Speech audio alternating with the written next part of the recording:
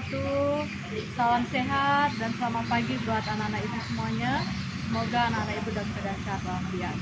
Pada pagi hari ini, ibu akan memberikan materi pelajaran bahasa Inggris kita yang sebelumnya kita akan berdoa menurut agama dan kepercayaan hidup masing-masing. Semoga pembelajaran kita pada hari ini bisa berjalan dengan baik dan lancar. Berdoa mulai. Berdoa selesai. Anak-anak ibu semuanya, materi kita pagi ini adalah bercerita tentang bagaimana teks naratif. Mungkin selama ini anak-anak sudah mempelajari teks naratif dalam pelajaran bahasa Indonesia.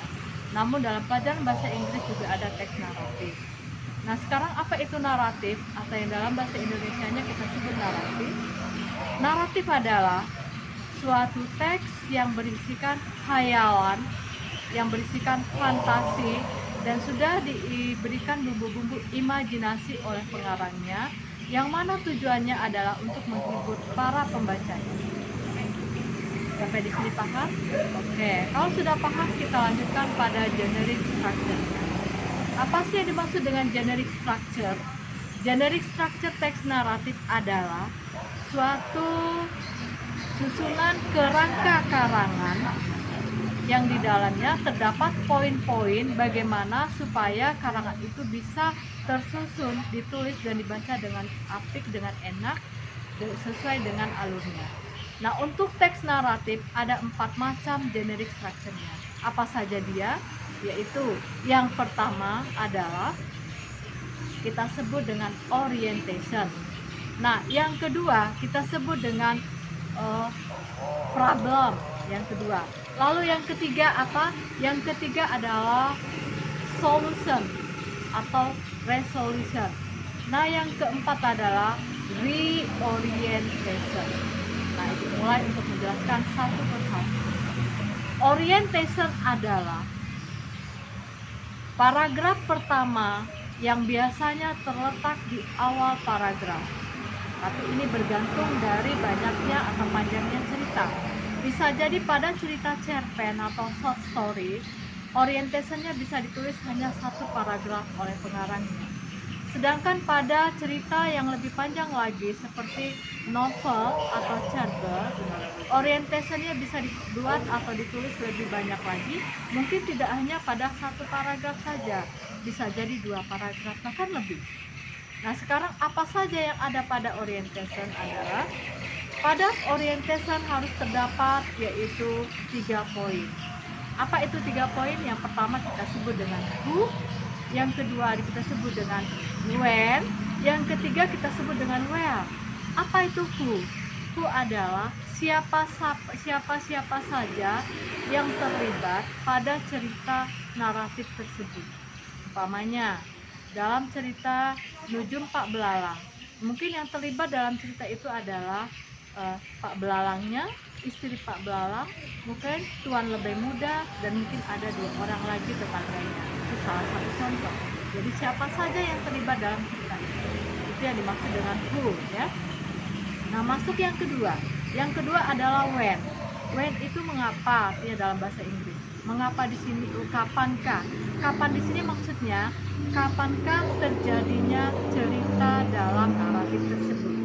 Umpamanya pada cerita Nujum Pak Belalang bisa jadi waktunya atau time-nya terjadinya pada zaman dahulu kala.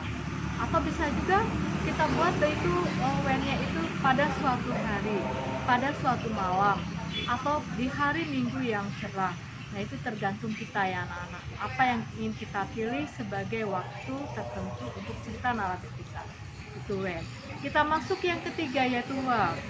Where kalau dalam bahasa Inggris adalah di mana. Nah, di mana di sini maksudnya adalah di manakah lokasinya terjadinya cerita naratif tersebut. Umpamanya kita masuk tadi sebagai contohnya pada cerita Nujum Pak Belalang. Cerita Nujum Pak Belalang itu contohnya untuk where-nya kita pilih lokasinya pada suatu desa atau di suatu dusun yang tenang, yang nyaman. Nah, itu adalah kita pilih lokasi untuk cerita Nujum Pak Belalang tadi. Nah, ini baru kita sebut baru orientasi, yaitu paragraf pembukanya. Jadi kalau tidak ada 3 poin dalam cerita, tidak ada 3 poin dalam orientasi kita tadi, dalam orientation kita tadi, atau dalam paragraf pembuka tadi, maka cerita naratif kita tidak sah, belum lagi lengkap. Nah, masuk pada poin yang kedua. Poin yang kedua yaitu problem atau permasalahan. Yang dimaksud dengan problem atau permasalahan adalah yaitu masalah yang dihadapi atau suatu kendala yang dihadapi oleh si tokoh utama dalam cerita naratif tersebut. Contohnya pada Nujum Pak Belalang, dia ingin memecahkan suatu teka-teki yang diberikan oleh raja kepada dia. Nah, sekarang dia mempunyai suatu masalah, kendala. Teka-teki itu bagaimana cara memecahkannya. Nah, ini yang disebut dengan problemnya atau permasalahan. Jadi dalam cerita naratif, setiap cerita naratif pasti ada problem, pasti ada permasalahan. Contohnya dalam cerita bawang putih bawang merah, yang menjadi permasalahan atau problem di sana bahwa si bawang putih mendapat suatu kezoliman dari kakak tirinya yang bernama bawang merah. Nah, itu permasalahan. Nah, setiap permasalahan akan diiringi dengan solusi atau pemecahan masalah. Jadi poin yang kedua tadi adalah problem. Nah, poin yang ketiga dalam generic structure-nya atau kerangka karangannya harus ada resolution atau pemecahan masalah, pemecahan problem. Apa contohnya pemecahan masalah? Dalam cerita Nujum Pak Belalang, waktu dia diberi teka-teki oleh raja, yang manakah suatu bambu itu disebut pangkal dan di mana ujungnya, maka dia akan mencarinya. Caranya dia sebelumnya dia minta waktu 2 hari kepada raja untuk memecahkan masalah ini. Sebab raja itu memberikan suatu ultimatum, seandainya Pak Belalang tidak bisa memecahkan masalah itu, maka Pak Belalang akan dihukum dengan hukuman yang mungkin yang berat bagi dia. Maka dia pulang ke rumah, dia ambillah sebelah bambu, sepotong bambu, lalu dia taruhkan di bambu itu. Sudah dia ketahui yang mana pangkal, yang mana ujungnya, dia udah tahu. Makanya dia ditaruhkannya dalam suatu baskom atau wajana, dalam suatu bejana atau baskom yang berisi air. Ditaruhkannya lah bambu itu di dalam itu. Sementara dia sudah pandai yang mana pangkal, yang mana ujungnya. Nah, setiap pangkal dia akan agak tenggelam ke bawah.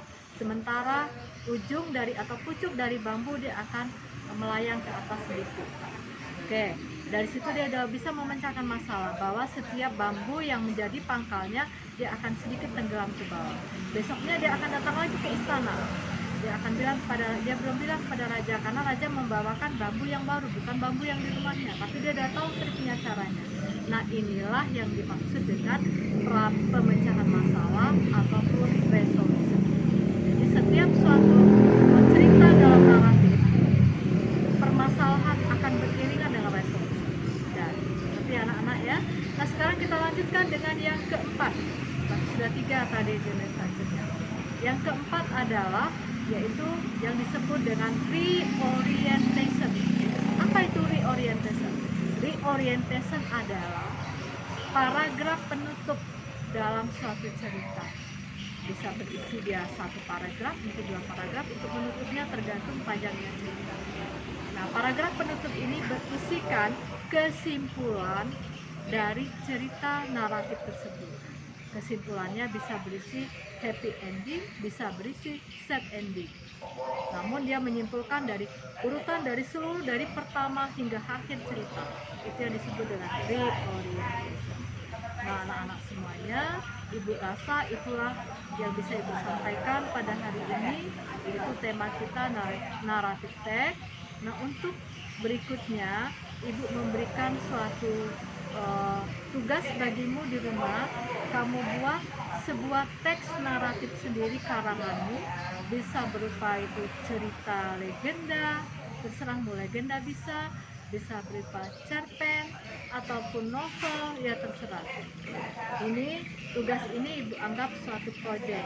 Nah, kalau proyek tidak diselesaikan dalam 1 atau 2 hari, tapi Ibu kasih waktunya dalam 1 minggu. Semoga 1 minggu itu kamu bisa menyelesaikannya dengan baik. dan kamu tentukan yang mana generic structure dari naratif yang sudah kamu buat ini. Yaitu ada 4 buah, yang mana dia orientation, mana dia problemnya, mana dia resolutionnya, dan mana dia reorientationnya. Setelah 1 minggu silahkan kamu kumpulkan kepada ibu proyek ini dengan hasil yang bagus. Anak-anak, ibu rasa cukuplah sekian pembelajaran kita pada hari ini. Semoga bisa kamu pahami, dan yang tidak mengerti bisa kamu langsung tanyakan kepada ibu di lain waktu, ataupun bisa cek ke ibu lagi. Akhir kata, wassalamualaikum warahmatullahi wabarakatuh.